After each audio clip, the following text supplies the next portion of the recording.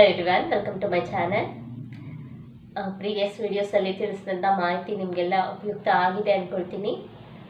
ನಿಮ್ಮ ಒಪಿನಿಯನ್, ನಿಮ್ಮ ಪ್ರಶ್ನೆ ಏನೇ ಇದ್ದರೂ ಕಮೆಂಟ್ ಸೆಕ್ಷನಲ್ಲಿ ಕಮೆಂಟ್ ಮಾಡಿ. 1111 ಪೋರ್ಟಲ್ ಬಗ್ಗೆ ಕೆಲವೊಂದು ಮಾಹಿತಿಗಳನ್ನು ಶೇರ್ ಮಾಡಿದ್ದೆ. ನಿಮಗೆಲ್ಲ ತುಂಬ ಯೂಸ್ಫುಲ್ ಆಗಿದೆ ಅಂದ್ಕೊಳ್ತೀನಿ. ನಿಮ್ಮ ಪ್ರಾಕ್ಟೀಸನ್ನು ಸ್ಟಾರ್ಟ್ ಮಾಡಿದ್ದೀರಾ ಅಂದ್ಕೊಳ್ತೀನಿ 1111 ದಿನ.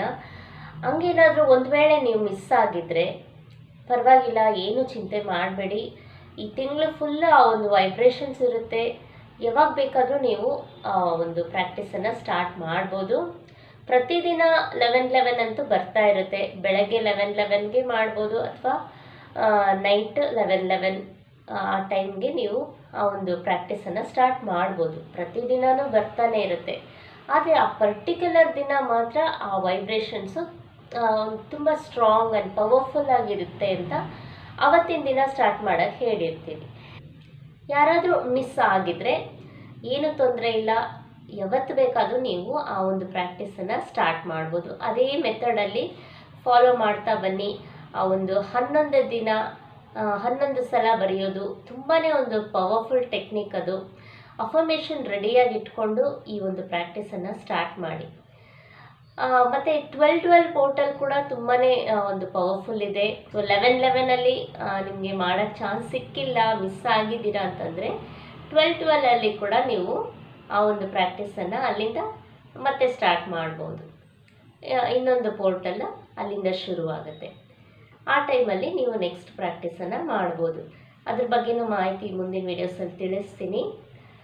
ಮತ್ತು ಈಗ ವೈರಲ್ ಇನ್ಫೆಕ್ಷನ್ಸ್ ತುಂಬ ಬರ್ತಾ ಇದೆ, ಎಲ್ಲ ಕಡೆ ಅದು ಹರಡ್ತಾ ಇದೆ.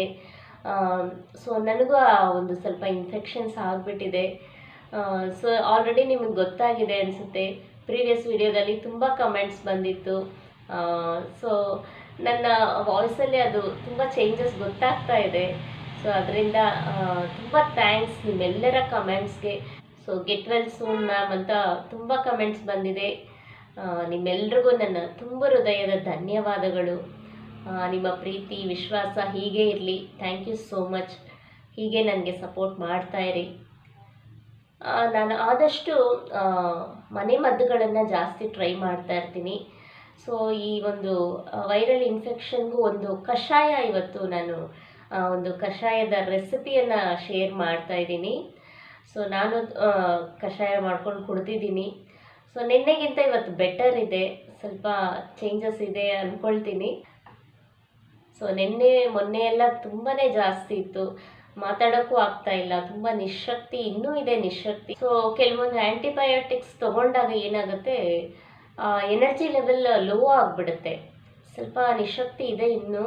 ಸೊ ಸಮಸ್ಯೆ ಇದೆ ಅಂತ ನಾವು ಹಾಗೆ ಇರೋಕ್ಕಾಗಲ್ಲ. ಸೊ ಅದರಿಂದ ಆಚೆ ಬರಬೇಕಾಗತ್ತೆ. ಸೊ ಈ ಕಷಾಯದ ಒಂದು ರೆಸಿಪಿ ಶೇರ್ ಮಾಡ್ತಾ ಇದ್ದೀನಿ. ಎಲ್ಲರೂ ಟ್ರೈ ಮಾಡಿ. ನಿಮಗೇನು ಆರೋಗ್ಯ ಸಮಸ್ಯೆ ಇಲ್ಲ ಅಂತಂದರೂ ಪರವಾಗಿಲ್ಲ. ಯಾಕೆಂದರೆ ಈಗ ವೆದರ್ ಚೇಂಜ್ ಆಗ್ತಾ ಇದೆ, ಎಲ್ಲ ಕಡೆ ಆ ಒಂದು ಇನ್ಫೆಕ್ಷನ್ಸ್ ಹರಡ್ತಾ ಇದೆ. ವೈರಲ್ ಫೀವರ್ಸ್ ಇರ್ಬೋದು, ಮತ್ತು ನೆಗಡಿ, ಕೆಮ್ಮು. ಸೊ ಇಂಥ ಸಮಸ್ಯೆಗೆ ಇದು ಒಂದು ಒಳ್ಳೆ ಕಷಾಯ ಅಂತ ಹೇಳ್ಬೋದು. ನಾನು ಡೈಲಿ ಕುಡಿತಾ ಇದ್ದೀನಿ. ಸೊ ಡೇ ಬೈ ಡೇ ತುಂಬ ಚೇಂಜಸ್ ಇದೆ. ಸೊ ಈ ರೆಸಿಪಿ ಶೇರ್ ಮಾಡ್ತೀನಿ, ಎಲ್ಲರೂ ಟ್ರೈ ಮಾಡಿ. ನಿಮ್ಗೆ ಯಾವ ಆರೋಗ್ಯ ಸಮಸ್ಯೆ ಇಲ್ಲ ಅಂತಂದರೂ ಪರವಾಗಿಲ್ಲ, ಪ್ರಿಕಾಷನ್ಸ್ ತಗೊಳ್ಳಿ. ಅದು ಬರದೇ ಇರೋ ಹಾಗೆ ತಡೆಗಟ್ಟೋದಕ್ಕೆ ಅಟ್ಲೀಸ್ಟ್ ಟ್ರೈ ಮಾಡಿ. ಮಕ್ಕಳಿಗೆ ಕಂಪಲ್ಸರಿ ಕೊಡಿ. 1 ಗ್ಲಾಸ್ ನೀರು ತಗೊಂಡಿದ್ದೀನಿ, 1 ಚಮಚ ಜೀರಿಗೆ, ಅರ್ಧ ಚಮಚ ಮೆಣಸು, ಸ್ವಲ್ಪ ಶುಂಠಿ ಜಜ್ಜಿಟ್ಕೊಂಡಿದ್ದೀನಿ, ಸ್ವಲ್ಪ ಬೆಲ್ಲ ಇಟ್ಕೊಂಡಿದ್ದೀನಿ. ಒಂಚೂರು ಆಪ್ಷನಲ್, ಅದು ಬೆಲ್ಲ ಲಾಸ್ಟಲ್ಲಿ ಆ್ಯಡ್ ಮಾಡ್ಕೋಬೋದು. ಬೇಕಿದ್ರೆ ಹಾಕ್ಕೊಳ್ಳಿ, ಇಲ್ಲಾಂದರೆ ಬೆಲ್ಲ ಸ್ಕಿಪ್ ಮಾಡ್ಬೋದು. ಚೆನ್ನಾಗಿ ಕುದೀತಾ ಇದೆ ಕಷಾಯ.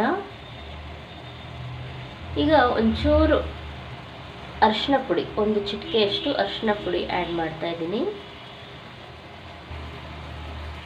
ಜಜ್ಜಿಟ್ಕೊಂಡಿರೋಂಥ ಶುಂಠಿ ಹಾಕ್ತಾಯಿದ್ದೀನಿ. ಚೆನ್ನಾಗಿ ಕುದೀತಾ ಇದೆ. 1 ಗ್ಲಾಸ್ ನೀರು ಅರ್ಧದಷ್ಟು ಆಗೋವರೆಗೂ ಕುದಿಸ್ಬೇಕಾಗತ್ತೆ. ಒಂದು 5 ನಿಮಿಷ ಆಗುತ್ತೆ.